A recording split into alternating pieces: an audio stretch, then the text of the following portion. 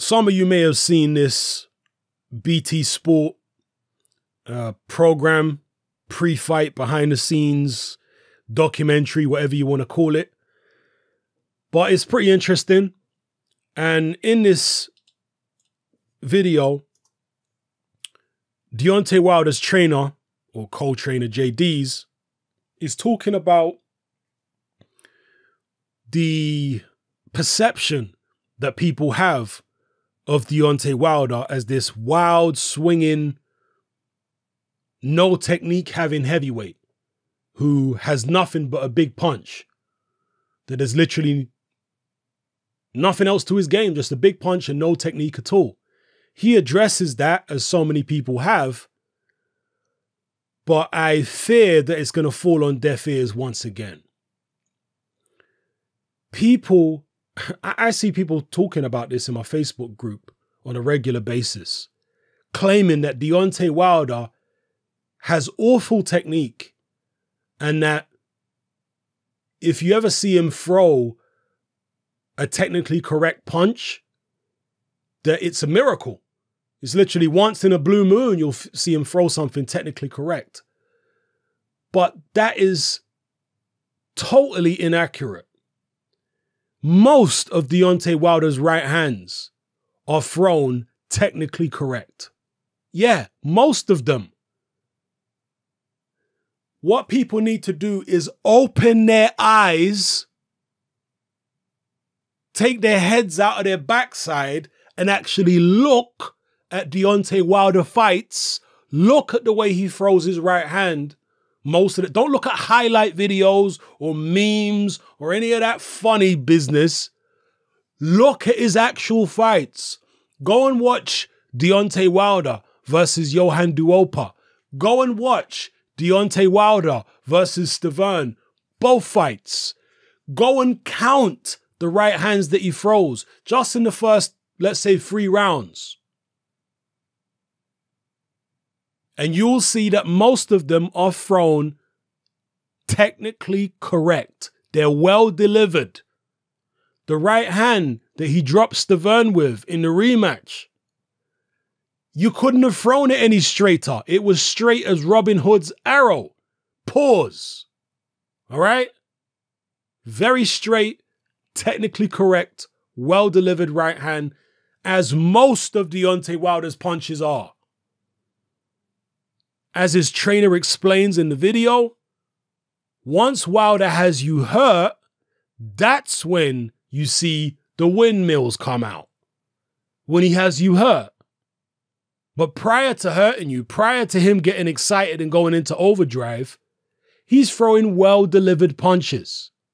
Yes, he is.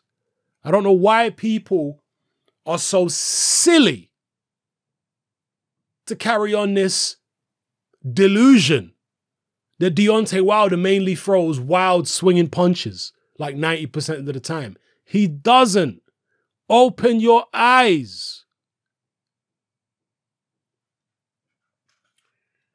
Apart from that, you see behind the scenes access from the Wilder camp and the Fury camp, as you would expect. You hear from their trainers, their philosophy on boxing, what they see in the opponent, so on and so forth.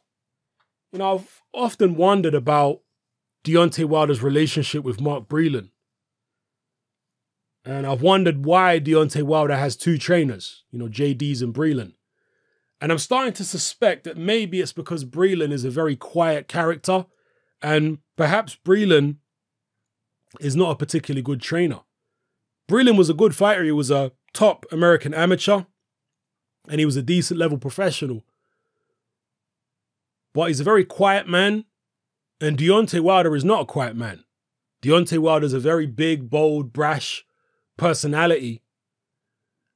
And amongst the shouts of bomb squad and all that kind of stuff, can he really calm himself down to the level where he's listening to a very quiet, softly spoken man like Mark Breland and taking in what he's saying? Is Mark Breland able to articulate himself? well enough so that Deontay Wilder understands what he wants him to do. This is the thing. You see, there have been many great fighters who have tried their hand at training, you know, teaching other fighters, and they've been unsuccessful. Because it's one thing to be able to do something and a different thing entirely to be able to teach it. Because part of being a teacher is having the ability to get your point across. When you're a fighter, you don't need to be able to get your point across verbally. As long as you can fight in the ring, then that's all that matters when it comes to actually winning fights. So if you're a quiet guy, if you're somebody who isn't a good talker, as long as you have self-belief and you know what you're doing in your own mind and you're confident, then it's neither here nor there, whether you have the gift of the gab or whether you're a good communicator or not. But as a trainer, you need to be a good communicator. You need to be able to articulate and explain yourself and explain precisely what you want a fighter to do and why. You need to be able to deal with fighters' personalities as well. You need to be pragmatic as a trainer. You need to know something about psychology. You need to know how to deal with certain fighters, what to tell them in order to get them to do what you want to do. An example would be, a famous example would be Angelo Dundee. When he first started working with Muhammad Ali, Muhammad Ali was going down to Miami, training in Dundee's gym. And Angelo Dundee realized that he had a hard-headed kid in Muhammad Ali, Cassius Clay as he was at the time.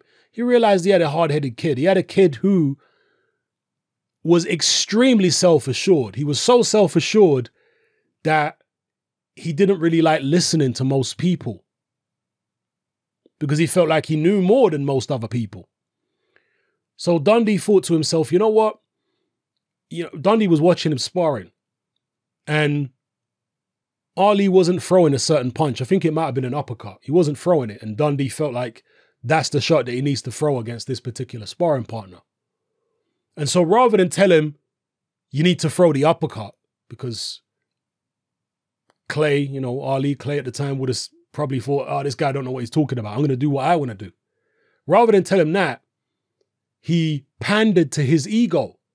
And he said, oh, that was a beautiful uppercut you threw just a few seconds ago. Beautiful uppercut. Even though Ali hadn't thrown an uppercut, right? Dundee was using this reverse psychology. He was like, oh, beautiful uppercut. Once he praised him for having a beautiful uppercut, Ali started throwing the uppercut more. You see, Dundee understood how to get what he wanted out of the fighter because he understood the psychology of the man. You see, and this is another thing that trainers have to have. I don't know whether Mark Breland has that. Maybe he does. But I just find it curious that he's got this dual trainer setup, Deontay Wilder. I do find it curious. And I mentioned in a previous video how I think Deontay Wilder has probably hit his ceiling. I don't think Deontay Wilder can get much better than he is now. I don't think even if you gave him the best trainer in the world, you'd be able to get much more out of him. I think one trainer who would have been perfect for Deontay Wilder and might have been able to get an extra 10% is Manny Stewart. Yeah, Manny Stewart, I think, could have got an extra 10% out of him.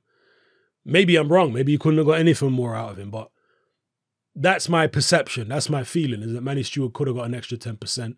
R.I.P. Manny. Manny Stewart was famous for working with tall, lanky fighters. He worked with other fighters too, short, stocky fighters in all shapes and sizes. But primarily, he was most famous for working with tall, rangy fighters. Now, obviously, when you're talking about a Klitschko or a Lennox Lewis, you wouldn't exactly describe them as lanky. They were big, hefty heavyweights. Certainly Lennox Lewis, when he was young, was lanky. But as he filled out as a professional, he's a big, hefty man. But at the lower weights, Manny Stewart obviously had people like Tommy Hearns, Milton McCrory, Mark Breland himself, Gerald McClellan, so on and so forth. Even Michael Moorer, when he was a light heavyweight, was tall and lanky. So these are the kind of fighters that Manny Stewart worked very well with. These are the kind of fighters he actually preferred to work with, was the tall, skinny guys. He felt like they were usually the biggest punchers, the tall, skinny guys. So I think Wilder would be very good in Manny Stewart's hands. Manny Stewart loves knockout artists. He loves aggressive fighters. He loves fighters, or loved, because he's, past tense now, RIP. But he loved fighters who had a naturally aggressive instinct, which is what Deontay Wilder has. So it's unfortunate that Manny is not around for many reasons, but one of the reasons, maybe selfishly, will be to see him work with a Deontay Wilder, or even an Anthony Joshua.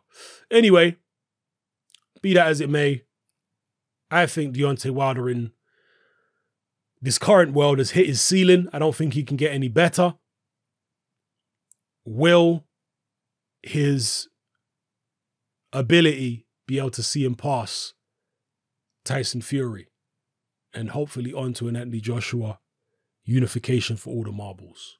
Who knows? But let me know what you think in the comment section below. It's happening. I'm out. Join me on Patreon.